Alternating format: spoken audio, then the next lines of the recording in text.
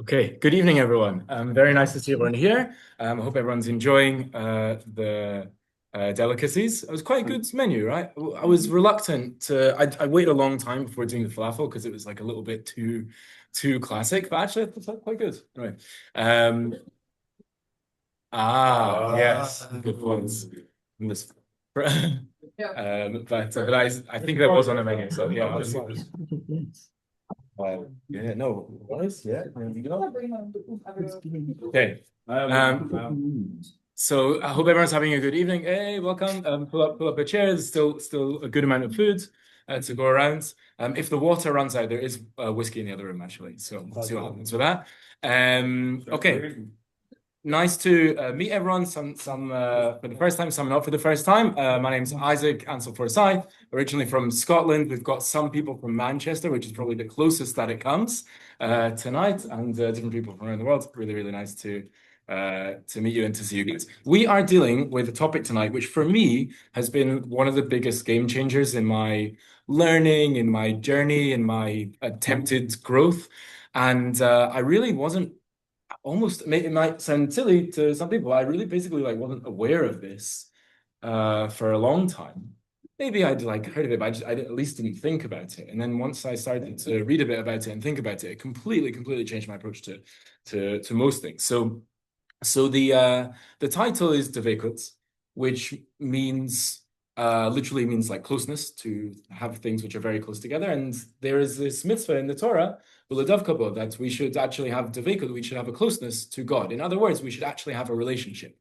So I have been used to for a long time, that God is the boss. God tells you what to do and what not to do. So that so far so good. That's something which has came quite naturally to me to understand that, yeah, that's part of what we do. Is there's what's another word for obedience?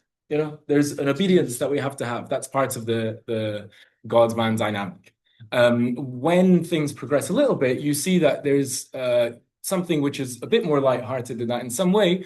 We call it like hakaras hatov, and that God is providing for us. And from our angle, we like to do gratitude, and that's something that I also got into a bit more over the years. But the truth is, even gratitude, depending on how you do it, has certain limitations to it, because if God is only a provider for you, you can think of many kinds of people that you know, or relationships, so to speak, that you have, where someone is providing for you, but there's not necessarily a closeness there. I mean, to some extent, there can even be a distance created when there's a relationship where one is just kind of providing simply for the other. It happens to be as a bit of a random thing, but I mainly studied psychology, but I ended up doing a few other things on the side, and I ended up studying first year and second year sociology at the same time. So I can't remember if it was from first year or second year, but I remember in sociology they talked about the science or the social science of gift giving. And there's a whole kind of like lots of theories and stuff out there. But like a big theme is that when someone receives a gift, they feel an indebtedness. And that's kind of part of the ritual, the kind of natural cycle of gift giving, is there someone gives a gift and then the other person feels indebted, and so they give back. That's not an amazingly healthy relationship. A relationship of recognition that someone's done something for you, and indebtedness. It's good to have, because there's a certain truth to it, but there's more. And that's really where Deveikut comes in, which is more than all of these things. Not just that God is the boss and that God is the provider, but God is actually someone who wants to have a relationship with you, who actually wants to have closeness with you. So that creates a whole new challenge of, okay, so how do I do that? I struggle enough to create human relationships, and then there's a whole another level of how do you create a relationship with the divine, with God who is infinite. And so how do we do things like that? So it can fit in a few different ways. The question was about hashgacha pratit, which is about God looking after the world in a very careful way. So one of the ways could be providing. Is that what, a lot of people think, oh, hashgacha pratit, this, which is, again, this is all good, it's all important. But, I saw that Hashem, helps me out today. For example, it happens to be my I drive a scooter. Okay, so I've become a bit Israeli. And and Electric. scooter, and my tire got punctured on the way here. I was rushing, literally rushing from one event to here, and it got a puncture on the way here. And I just like down to Shan, like, please help me just get there in a timely and safe way. And here we are, like we made it. So there's, there is an important thing that God is looking after all the details in the world. Maybe that was an example where He's looking after me very much in this moment right now. So there's certainly God as the provider in there. But this is the thing, is that it could be an opening also for a relationship, but it depends how we relate to it. And so maybe we'll discuss that as we go along and think, how could one kind of gratitude help us have a relationship with Hashem versus another kind of gratitude maybe be a good thing, but maybe not help us come closer and maybe even create certain distances. So maybe we'll explore that a little bit over the scope of this year. So I just wanted to start with a question for everyone here. What do you think are some of the most important things in a relationship, either in terms of having a relationship, building a relationship with someone else? What are like some of the really, really important things? Trust, right. Okay, so that there should be mutual trust, right? That you can trust them, they trust you, and hence the things can flow. I was listening to, I think quite interesting, for South Africa, Leonard Carr? Leonard Carr, he's a South African psychologist, like religious Jewish psychologist, and I was listening to an interview with him last night, and he was talking about, it's a little sad topic, he was talking a lot about abuse. He's an expert in abuse, like domestic abuse and things like that. And he was talking about basically how one of the problems or the person who was interviewing us said, can a person work through this with therapy? And he actually mentioned a very interesting thing, that there's a fundamental flaw in therapy, is that you kind of need to be able to trust, to like open up and trust the person on the other side. And yet that might be the exact thing that you don't know how to do. So it's like a bit of a challenging dynamic. Anyway, but so trust, yeah, is like crucial for relationships and healthy relationships at least. Yeah. What else are people thinking? Well, you don't want to hold like a resentment. Yeah. So that Yeah, hanging on to things, resentment, hanging on to things in an unhealthy way. That's a very, very important point. I think, yeah, what are you thinking about? Commitment. Yeah, commitment. So, there can be relationships which are, I was actually, honestly, I was talking about this with someone. I was sending a voice note at 5 a.m., which was American time, as sort of a normal time, Eastern time. But there was asking questions about, why doesn't God only love righteous people? Like, why does, and part of what I was thinking for this was that the relationship has to be something over and above how you feel about what the person's doing for you in that moment, right? As in, because that's, if you only love someone because they're doing what pleases you, then that's not very good. That's called what Chazal call avas she'tului b'davar. That's a love which is dependent on something. So when that thing goes away, the love goes away. So that's not a very good relationship. In contrast, if you have a commitment, then that's something over above, which means even regardless of, there could be different things happening at different times, and maybe the person is not doing all the things which I'm so pleased with all the time, but I have a commitment, and so I'm committed to the relationship, and it can go forward in that way. Yeah, so I think that's a great point. I think we have a question from the Zoom. We have a contribution from the Zoom. Yeah, Joe and Sharik. So I was thinking about communication, because Yeah. without good communication, it's difficult to develop trust and Yeah. other characteristics as well. Yeah. So communication. So Joe on the Zoom was saying communication. Yeah, it's really crucial. I mean, if you've ever had communication breakdowns, you'll know why, like, communication is like such an important thing. It's interesting. Someone I think I can't remember exactly which book. Read a few of these kind of books, these like marriagey books, and someone was like saying an interesting thing that like they felt that communication was crucial, but not that it was something which built a relationship, but rather it's something which prevents the breakdown of a relationship. Meaning bad communication leads to breakdown of a relationship, and good communication is like now gives you an opportunity. So it's an interesting nuance, but either way, I think communication is definitely crucial. Shari, what were you thinking? I work with the clients that have been physically, emotionally, sexually abused. So when you say inherently it's flawed in terms of the relationship, it challenges the relationship to develop a trusting relationship. And as the therapist works with the client who's had this abuse, by developing a relationship that is more trusting, it's a restorative relationship, so then they can then heal and move on Amazing. and have healthy relationships with others. Just wanted to say Yeah, that. amazing. Yeah. So, no, so I wasn't meaning to bash therapy, but I will say that not all therapists are created equal, and Shari is what was called a good therapist, and that's so important. We're just basically coming back to the trust point, and okay, maybe there's a challenge sometimes because you're trying to learn something that you don't know how to do, but if the therapist can use that relationship or that dynamic to build the trust, then that's something which the person can then take and use in other areas of life. So yeah, absolutely, like that's something which can be done and for sure should be done in such something. So yeah, and I'm sure there's more. So let's continue to hold these in our mind as we explore a source which I found very, very interesting, which basically relates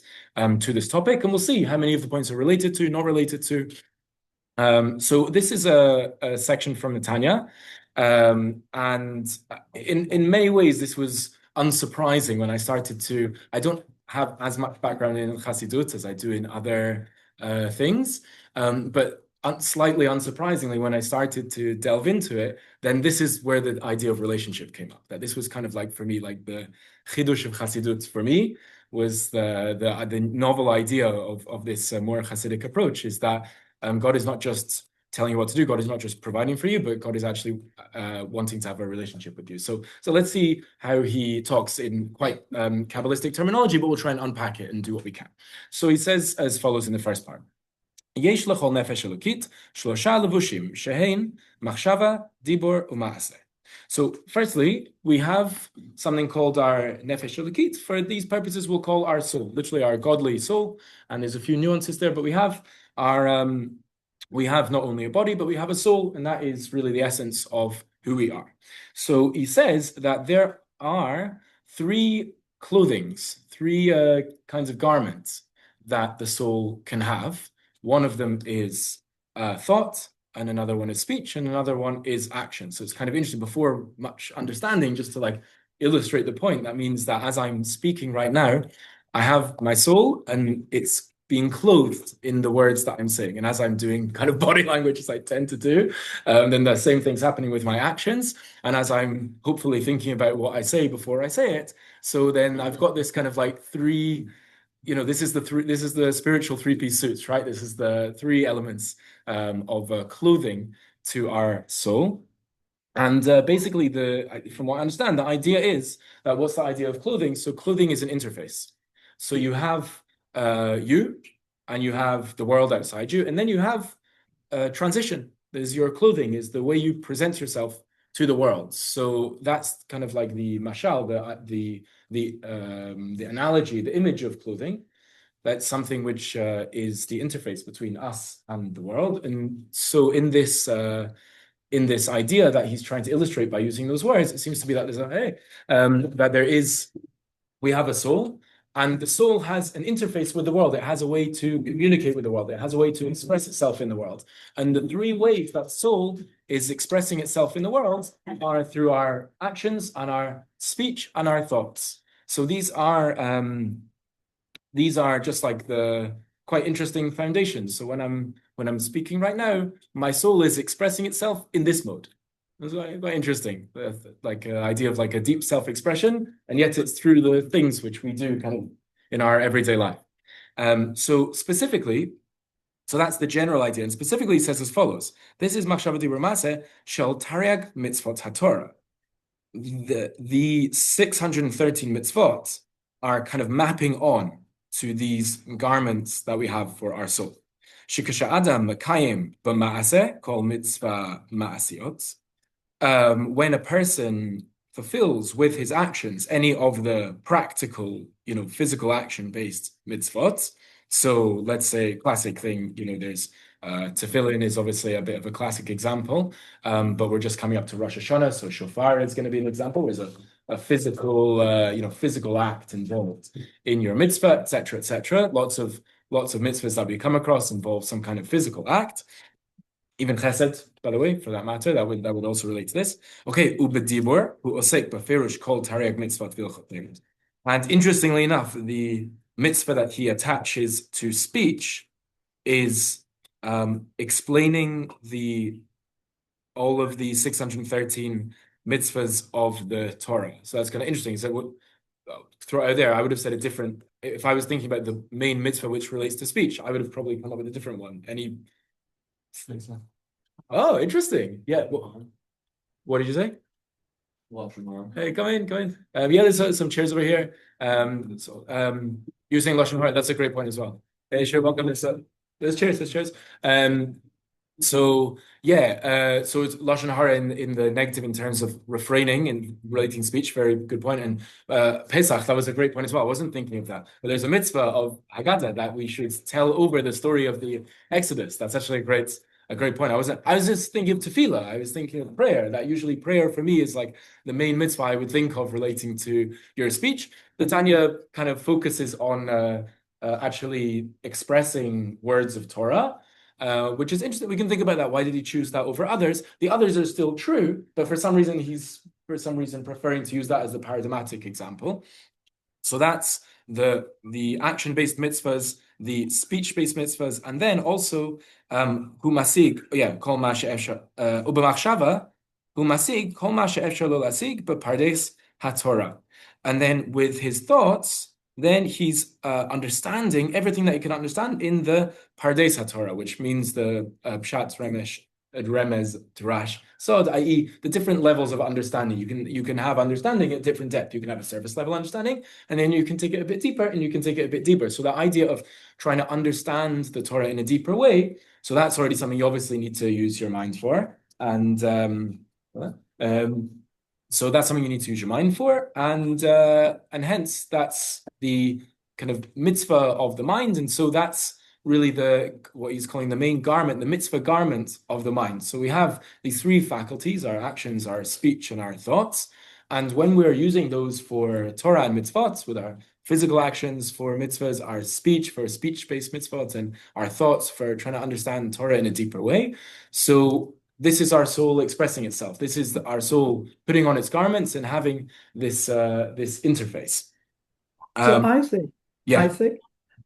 So they say that you shouldn't just learn, but you should also learn to teach. So would that combine all those things together? Good point. Yeah, that's very interesting. Yeah, so the greatest level of learning is, or at least the second greatest, but maybe the greatest is lilmod amanat l'lamed, to learn in order to teach. Our Torah is meant to be Torah chesed. That it's a Torah which gives. So that's what the Gemara says. There's this pasuk in Eshet Chayil about Torah Chesed. What's the Torah which is kindness, Torah not kindness? So it says Torah Chesed is when you learn in order to teach. And if you learn just in order to keep for yourself, that's called not a Torah of Chesed. I mean, Torah Chesed. Going on talking about that pasuk. So we believe in Torah Chesed. Our Torah should be not just for ourselves, but it should be to share with others. So that's a good point that we're pointing out there, that maybe that combines different things, because you're obviously thinking about whatever you are learning, and then maybe when you're expressing it to others, then you're going to be, when you're teaching, you're going to be expressing it, so that's dibur, and maybe even, if you go on the waltz earlier in the day and order from Piska falafel, then maybe that also counts as the practical version as well. There's some chairs over here. Feel free to come and fill some up. You have to be kind to teach us. You have to be kind. You have to be kind. Yeah. Kindness was also an action. Yeah, exactly. Yeah. So the acts of kindness which would be involved in these things would certainly relate to that. So these are these three garments for our soul, and the ways that those can relate to the mitzvot. So he says, Harei klalut taryag evarei nafsho mulubashim b'taryag mitzvot Torah. So there's a way that we can get all the different parts of our soul to be clothed in the Torah. So what does that mean for us? Okay, so far so good. I can draw the picture now. I can draw a soul. I mean, good luck drawing a soul, but try and do that. And then I can have it wearing clothes. And those clothes you can write, this one's tefillin, this one's chesed, this one's learning Torah, etc., etc. So the question is, what does this image mean for us? So I understand that this image means relationship. So how does it mean relationship? So as we said, that our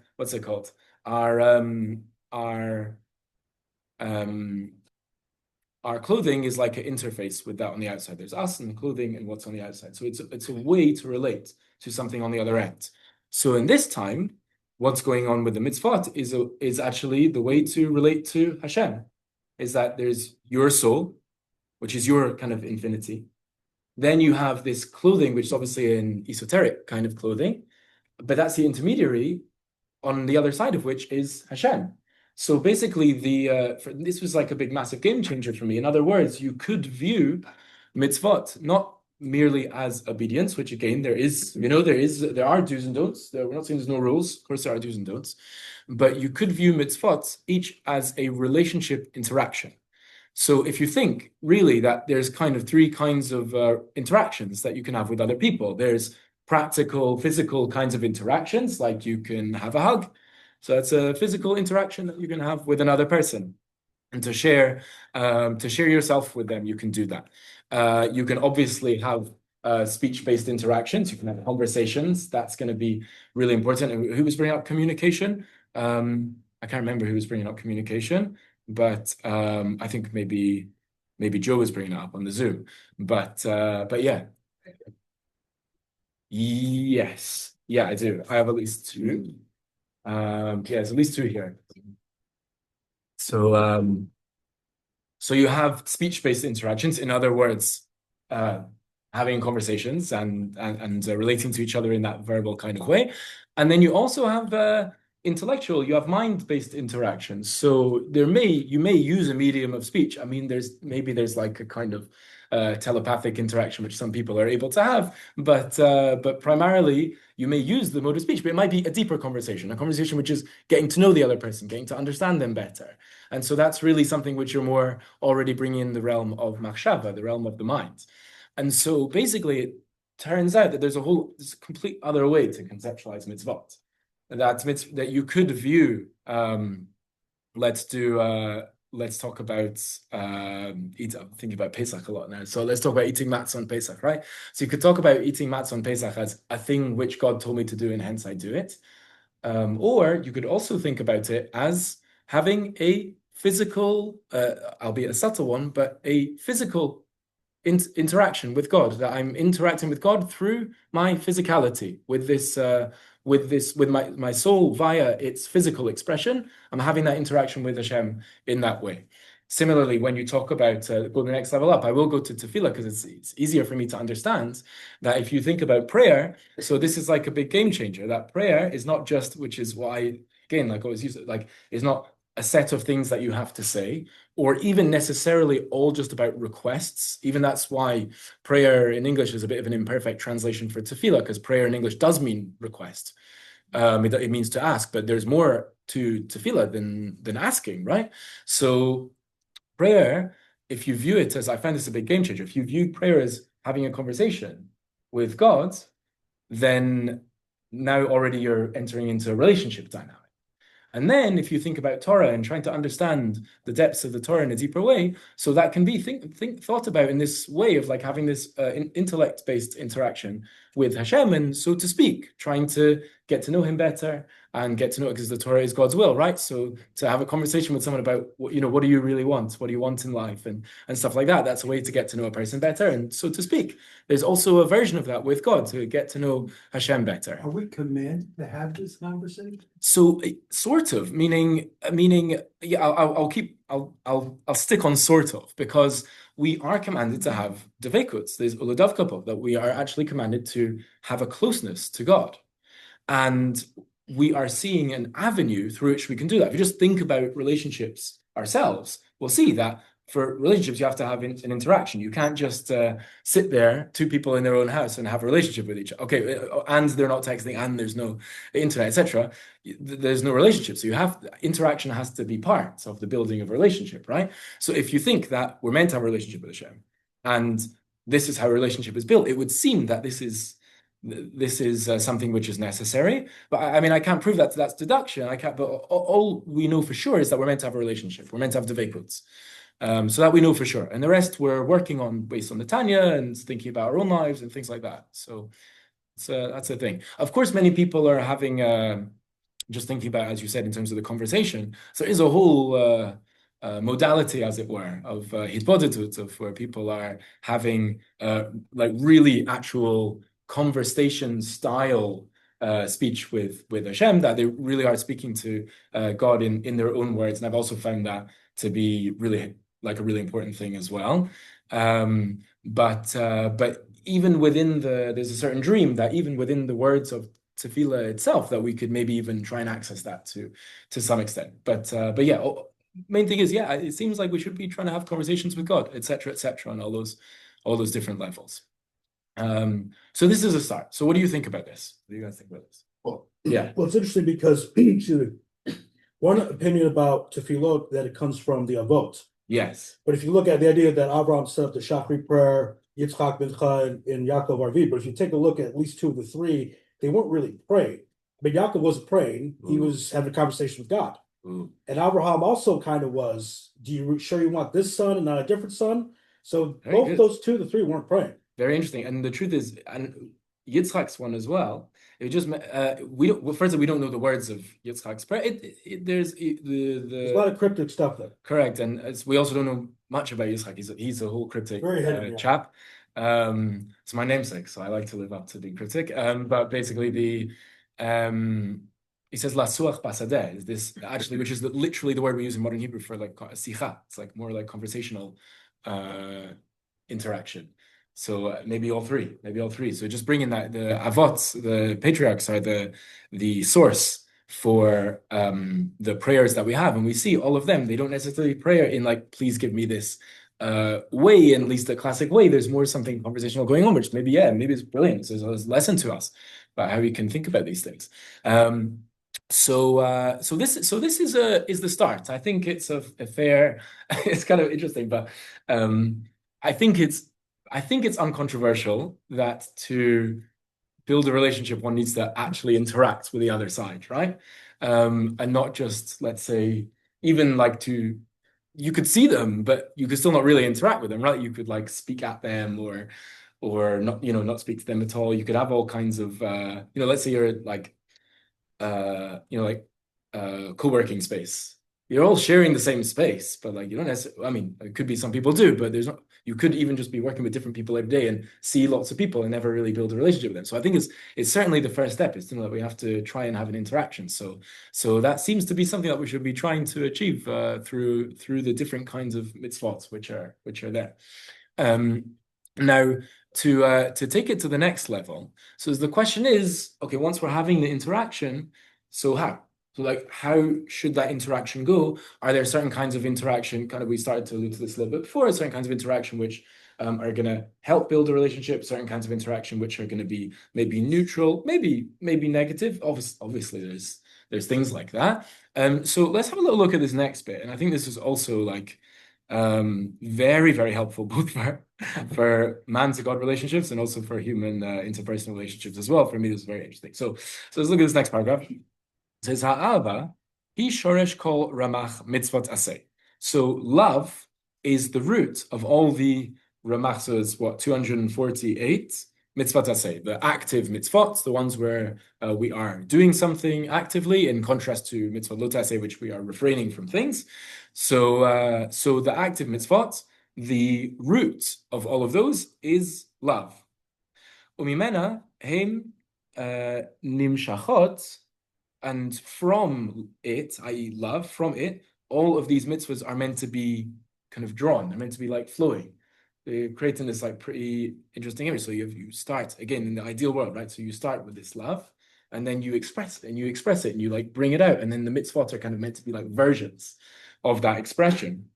Bilada, it's a little scary, but bilada ein lahem kiyum amiti. And without this, i.e., without the love, bilada, without the love, there's no true fulfillment of those mitzvot aseh. So it's a little scary. Just for the record, he doesn't say there's no fulfillment. Like you still get the tick mark. No one's, as they say in Israel, the V, I think they say. But it's not literally like you didn't do it. But he said amiti, a true fulfillment of it, basically is only with where it's coming from the love. And if it's not coming from the love, then we've not quite reached the level yet of true fulfillment. A big ask. I don't know. It's a big ask. Ski hamakayim be'emet hu ha'ohiv et Hashem v'chefetz ledavka bo be'emet. Because a person who's really fulfilling them is a person who loves God and desires to have this Deveikut, to have this closeness with him in a true way. He says, kind of interesting, the other side says, Efshar ledavka bo be'emet, ki'im bekium ramach pikudin, shehem ramach everin demalka kivyachol. And it's impossible to have this closeness in a true way without fulfilling the 248, which is the mitzvot assay, which are relating to, is a deeper idea, but they're relating to the 248 limbs of the king, which is a challenging idea for us, but essentially it's basically saying that the mitzvot themselves are actually God expressing himself to us. So it's called like the limbs, the parts of the body of the king, because obviously God doesn't have a physical body. So what would it look like? A body, again, is also a form of your interaction with the world. You have your soul, which is kind of who you are in essence, and you have your body, which is how you interact. So the body, so to speak, of God is the mitzvot. So you're actually meeting in the middle, basically. That's the beautiful thing, is that you are expressing yourself through the mitzvot, and he's expressing himself through the mitzvot, and you're basically meeting in the middle, and that's called an interaction. That's called an interaction. So what do the words fit into that, in that interaction? Is there a meaning of the words? Is there some sort of union? Like, let's say in terms of prayer, let's say, or even in Tehillim? yeah. So yeah, the truth is, yeah, Tehillim, I don't know enough about it. I think Tehillim's a big thing for this, a very big thing. So the way that I think about it is that you can say the same words, and depending on how you mean them and what kind of, whether you're putting your heart and soul into them and what your intention is behind them, so they could mean kind of different things. Like for example, so I was just with Rabbi Maritz tonight. We were in Ulpan Etzion, and we were just speaking to some of the people there, and so I was sharing a idea with them about Rosh Hashanah and creativity. And the thing is, like, for me, expressing that to them, that was something which I was thinking that I want this to be, it was the first time of meeting them, so I want this to be the beginning of an interaction with these people and the beginning of maybe building a relationship and things like that. So I don't know, if I would have written those same words in a Dvar Torah and kind of published it, somewhere, and same words, but you can't really say there's going to be a relationship created through it, because there's no like personal touch. It's good, it's Torah, it's still a good thing, but like that's kind of how I think about tefillah, is in that when I try and when I say the words, I think that I'm trying to have a conversation with you, God, in this moment, then it becomes that kind of interaction. But the same words without the intention may kind of, it's all good words, but it may not lead to that outcome. So I think basically that's kind of a task for us to see. Can we find in those words a way to express ourselves and a way to seek that interaction, that relationship? And it's something which could be true, for sure for all of us at some point as we take different journeys. But in the meantime, if we're not getting that, then we should probably go more the Hidborodut path and rather actually just express ourselves in our own words. Because we need to have that. I think we need to have that conversation. So if you can have it through the words of tefillah, great. And if not, maybe even if so, but if not, then we should try and do it in another way. I try to do a balance. I try my best kind of throughout the Shemona Esrei, and then at the end I do a little freestyle. So Conversations, you provide the words, and God says, I provide the earth, and all the miracles of the universe. Yeah, that's a nice. And then you provide the words, and God says, well, look, the universe, and so this is, so maybe I'll come back to this as well, because I think you bring up a great point. So talked about God is providing, and thank you Hashem, and gratitude and all that stuff, and it's certainly an important thing. I heard once that if anyone knows Rab Ruben Leuchter, I'm really into him. He's like Swiss. He's super harif. He's like very strongly, he's like Swiss guy. It's like really strongly worded, and it's great. It's nice to have someone like shouting at you sometimes, right? And he basically, he like has this whole thing. He's like really against the whole "Thank You Hashem" movement. I don't think it means the record label. I think I don't know. I don't think it means the music, but I think like for some reason there's like that we should all be saying "Thank You Hashem" all the time. For some reason he's like, he has like a thing against that. And I was trying to work out what is the problem. I feel like they're doing something by saying thank you, Hashem, instead of understanding why they should be doing it. No, so I think this is kind of what I was thinking as well, which was there's different ways to say thank you. So one way you can say thank you, it kind of goes back to the gift giving thing. So just to employ a little bit from that sociology thing. So when someone does something for you, you may naturally feel a certain indebtedness. A way you can pay off that indebtedness is by saying thank you. When you say thank you, what does that do? It breaks the relationship, meaning there was something between you, and now you've paid off your debt, and you could choose to go further, but there's no need to go any further. So with a superficial, thank you, Hashem, maybe that could end up happening. Obviously, people mean well. I don't say everyone means well, but like maybe that's what his problem is. But if you think if you think about what's behind that and say, well, like actually God is for short-term gratification. Right, and with this, actually, God is trying to express his love for me. He's expressing his love. He actually like cares. He's like investing in me, and like that's why he allowed me to get here tonight in a safe and timely manner, even though there was like a bit of a blip. But like it's because he actually cares, and this is a way of expressing that care. That's very different. So to have that kind of acknowledgement that there's a love behind what's going on and an interest behind what's going on. So I think that's a good kind of thank you, Hashem. So maybe that's, I don't know, we'll have to ask him. Don't ask him, I'm too scared. I called him up once. It was very scary. He was strong-worded on the phone. Sort of. But he's really not. It's actually quite interesting. It's because he cares about you. There's some people who are like tough love. He's like that. Yeah, but it's love. It's actually also from him. It's also love. It's quite very real. But anyway, so I think that maybe that's God as provider also could be an avenue to relationship, but it depends how you look at it. So that's just a thought. There's no relevant source for that point. Just thinking about it. But so basically what we have here, especially in this second paragraph, is we have kind of two elements. You have the act, which is what we started with. You've got to have an act. It's just not really going to happen to build a relationship if there's no interaction. So you've got to start with that. But there's what's behind it. And that's what we kind of keep coming back to. And, this is the thing really, is that, there could be, we were discussing it before in terms of words, but there could be the same act. And let's talk about an act of kindness. I think it's a big thing for us in acts of kindness. There could be an act of kindness which has, which let's say has, it's an expression of love. Like, I can't remember this guy who wrote the 5 Love Languages book, Gary Chapman. No, a really good book. Who wrote that? Anyone? Anyway, it's interesting. He's a Christian pastor, right? So again, not a Jewish source, but it's very helpful. He has a very helpful terminology. He talks about love languages. So it's basically like when people are expressing love, they're expressing it, but they have different languages. They have different ways of expressing it. And we could talk about that more sometime. I think it's really interesting in terms of this. But so we have to have an act, but it should be an expression of love. And with that dynamic where you have the interaction and it's an expression of our heart and soul, then we're onto a winner in terms of being able to develop a relationship. And so too with an act of kindness. If with an act of kindness we do it in, let's at least just say, in a superficial manner, there's not really anything else behind it. Sometimes maybe there's a little ego behind it, or just maybe there's nothing in particular.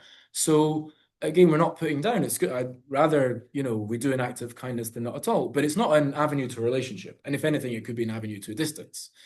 Going into it too much. I've experienced these different acts of kindness myself. And you can tell. I don't know if anyone's ever been in that boat. You've received something from someone else, and sometimes, I'll do the other way around because that's the end on positive.